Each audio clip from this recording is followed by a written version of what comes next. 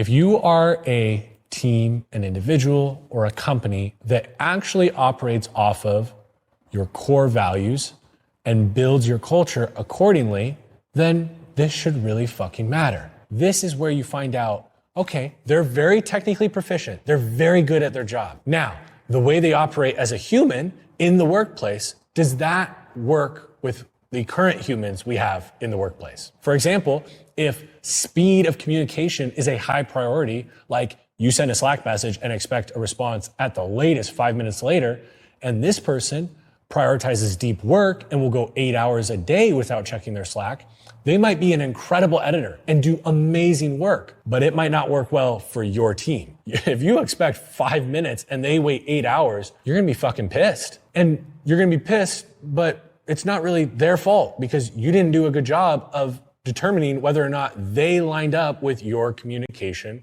culture. And honestly, a lot of the hires that I've made, I actually overemphasize their cultural fit over their technical fit. And it's just my belief that I can train the technical gap pretty well. It's actually really not that hard to take an editor who you might rate as like a 5 or 6 out of 10 to like a 8 or 9 fairly quickly. However, somebody culturally that you rate as a 5 or 6, taking them to an 8 or 9, that's gonna be a lot harder. You're talking about ways that somebody operates in and outside of work. And so if they're getting reinforcement and they're building the pattern of doing it outside of work, you have a big hill to climb. So I prefer if somebody is technically mid, but they are culturally great, they show enthusiasm, lack of ego, and they're willing to do whatever the fuck it takes, man, I'd hire that person at a 5 or a 6 over an 8 or 9 editor who has a massive ego, who can't take any feedback, and is kind of lazy.